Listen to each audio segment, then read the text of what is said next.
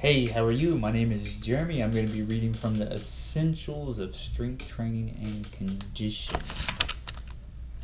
Third edition. There is fourth edition now, but third edition, this is the book that I used while studying sports and exercise science at University of Central Florida School. This is more like a 2012, but science is pretty much still the same except for maybe nutrition.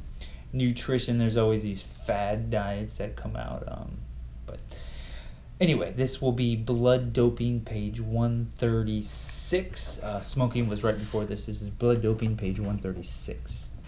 The practice of artificially increasing red blood cell mass, blood doping, as a means to improve athletic performance has been criticized as unethical and as posing serious health risks to the athlete. Nonetheless, research has suggested that this practice can improve aerobic exercise performance and may enhance tolerance of certain environmental conditions.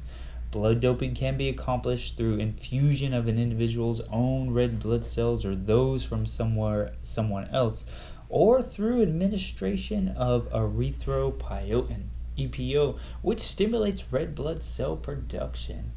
Infusion of red blood cells rapidly increases red blood cell mass, but for just a few weeks, whereas the effects of the drug EPO produces changes over weeks and last as long as EPO continues to be administered. In either case, it is theorized that increasing red blood cell mass increases the blood's ability to carry oxygen and thus increase oxygen availability to working muscles. Maximal oxygen uptake has been demonstrated to increase by up to 10% with either red blood cell infusion or EPO administration.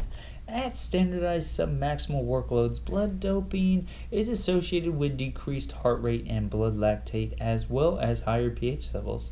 The positive effects on athletic performance have been also substantiated.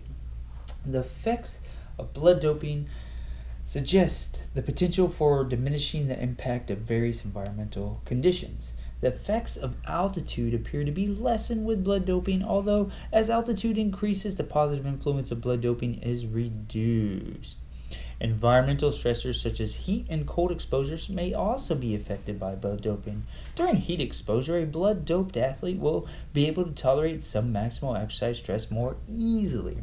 The increased blood volume associated with increased red blood cell mass allows the body to shunt more blood to the skin for improved thermal regulation, while still providing sufficient blood to transport oxygen to the working muscles.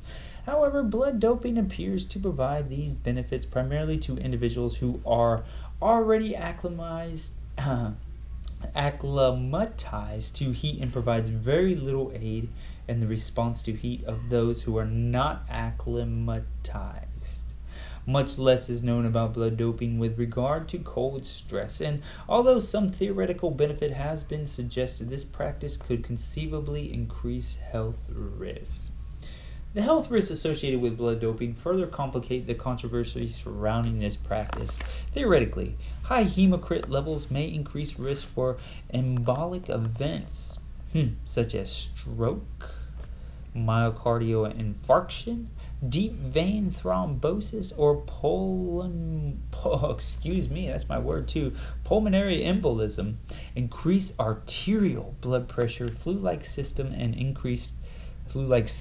and increased plasma potassium levels may present themselves with EPO use. Finally, there is a risk associated with infusion or transfusion, although in most cases the risk is relatively small.